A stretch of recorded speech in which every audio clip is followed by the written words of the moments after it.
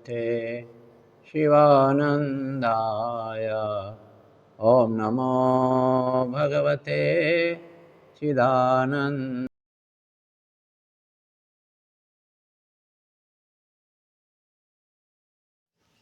आज हम नारायण आश्रम डीमावर जिला सीहोर मध्य प्रदेश में श्रीमद् भगवद गीता के 12वां अध्याय के तीसरा और चौथा दोनों श्लोक को एक साथ अध्ययन करते हैं। श्लोक है श्री भगवानुवाच एतक्षरमनिर्देश मा व्यक्तं पर्युपासते सर्वत्र चिन्तयं च कूटस्थम् अचलं ध्रुवं सम्निन्द्रियेन्द्रियग्रामं सर्वत्र समबुद्धया ते प्राप्नुवन्तु मामेव सर्वभूतहिते रतः। अर्थात भगवान श्री कृष्ण तीसरा और चतुर्थ श्लोक में निर्गुण उपासकों के लिए साधन बताए। हमने देखा कि 11वां अध्याय के अंतिम श्लोक में 55वां श्लोक में सगुण उपासक के लिए बताए और अब 12वां अध्याय के तीसरा और चौथा में निर्गुण उपासकों के लिए साधन बताते हैं। तीसरे श्लोक में जो साधन बताए, निर्गुण उपासक अक्षर पुरुष का उपासना करते हैं जो अक्षर अकथनीय होने के कारण से अव्यक्त है, शब्द के द्वारा बाह्य इंद्रियों के द्वारा वर्णन नहीं किया जा सकता, इसी कारण इसे अनिर्देश्य कहते हैं। मन के द्वारा भी चिंतन नहीं किया जा सकता, इसलिए इसे अचिंत्यन कहते हैं। जिसमें कोई क्रिया नहीं होती, अचल है, ध्रुव जैसा स्थिर है और बाहर से गुणयुक्त प्रतीत हो, लेकिन भीतर से दोष से भरी ही माया जो ज्ञान को ढक लेती है, उसे कूटस्थ कहते हैं।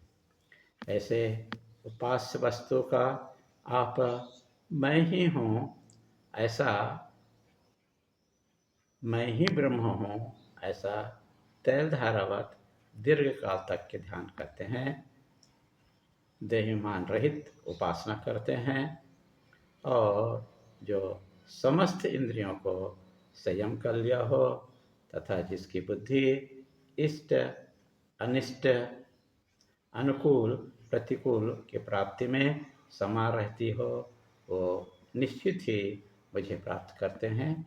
ये निर्गुण उपासक हैं। पूर्व के अध्याय 7वां अध्याय के 8वां श्लोक में भगवान व्यक्त कर चुके हैं।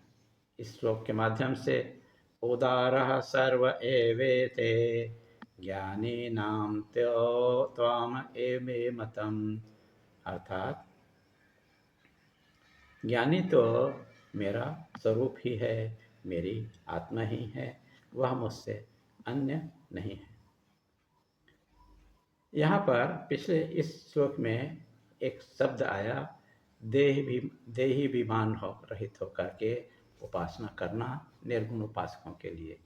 तो हम तनिक विचार करें कि ये देह अहंकार क्या होता है, देह क्या होता है, इस पर थोड़ा सा हमको विचार कर लेना आवश्यक है। तो देह जिसे बोलते हैं, शरीर बोलते हैं, यह तीन प्रकार से होता है। एक स्थूल शरीर, दूसरा सूक्ष्म शरीर, तीसरा कारण स्वरूप। तो स्थूल शरीर किसे बोलते हैं? स्थूल शरीर कहते हैं जो 6 प्रकार से विकार से युक्त हो, उसे स्थूल शरीर कहते हैं। अर्थात 6 प्रकार के विकार क्या हैं? अस्थि व्यवहार करने योग्य है, जायते उत्पन्न होता है, वर्तते बढ़ता है, विपरिमते रूपांतरित होता है और पक्ष्यते घटता है, और छठवा है विनश्यति अर्थात नष्ट होता है। ऐसे पंचीकृत पंच महाभूत से बना कर्मजन्य सुख दुख भोग के आयतन को स्थूल शरीर कहते हैं। यह जरायुज जेर से मनुष्य की उत्पत्ति होती है। अंडज जो पक्षी, स्वेदज पसीना से उत्पन्न होते हैं जुआ जैसे, और उद्भिज जो पृथ्वी को फोड़ करके बीज वृक्ष आदि जो होते हैं, ये स्थूल शरीर होते हैं। और सूक्ष्म शरीर क्या होते हैं? 5 ज्ञानेंद्रियां, 5 कर्मेंद्रियां, 5 प्राण, मन, बुद्धि, चित्त, अहंकार से बना अपंचीकृत पंच महाभूत से बना, जिनमें मन, बुद्धि, चित्त, अहंकार से बना कर्मजन्य सुख दुख भोग के साधन को सूक्ष्म शरीर कहते हैं। और कारण शरीर किसे कहते हैं? कि अनिर्वचनीय अर्थात जिसको हम शब्द के द्वारा बोल नहीं सकते, व्यक्त नहीं कर सकते, अनादि है, अविद्या रूप है, और दोनों शरीर का कारण होते हुए भी स्वरूप का अज्ञान है। उसे हम कहते हैं कारण शरीर। अब देखिए, तो ये तो हो गया देह का अभिमान को हमें खत्म करना है। तो ये कैसे खत्म होगा? बोलते हैं मैं शरीर हूँ, ये शरीर मेरा है, ऐसा हम बार बार सोचते हैं, तो यह अभिमान को बढ़ाने वाला है। यह देहाभिमान अहंकार और ममता के कारण से होता है। अहंकार होता है, क्यों होता है अहंकार? अपने को अधिक विद्वान समझना, पद में, प्रतिष्ठा में, जात वर्ण में, जाति में, लिंग में, कुल गोत्र में, स्वयं के गुण का गर्व करना आदि के कारण, और दूसरे से श्रेष्ठ मानना, श्रेष्ठ समझना, और ममता शरीर में, संबंध में, वांछित प्राप्त वस्तु ऐसा मेरे पास में सर है, मुझसे न छूटे, और शरीर को जीने मात्र के लिए आवश्यक पदार्थ के संग्रह में भी यह मेरा है, ऐसा मानना ममता है। तो प्रश्न उठता है कि देहाभिमान को छोड़ने का क्या उपाय है? तो हमें बार बार सोचना चाहिए कि मैं शरीर नहीं हूँ, यह शरीर मेरा नहीं है। यह शरीर पंच तत्व से मिलकर के बना हुआ है, जो जन्म लेता है, बढ़ता है, वृद्ध होता है, और मर करके पंच तत्व में विलीन हो जाता है। इसी को श्रीमद् भगवद गीता के 13वां अध्याय और दूसरा अध्याय के 13वां श्लोक और दूसरे अध्याय के 27वां श्लोक में व्यक्त किया गया है। अतः बार बार सोचना कि मैं शरीर नहीं हूँ, मैं नित्य शुद्ध बुद्ध अविनाशी अमर अजर आत्मा हूँ।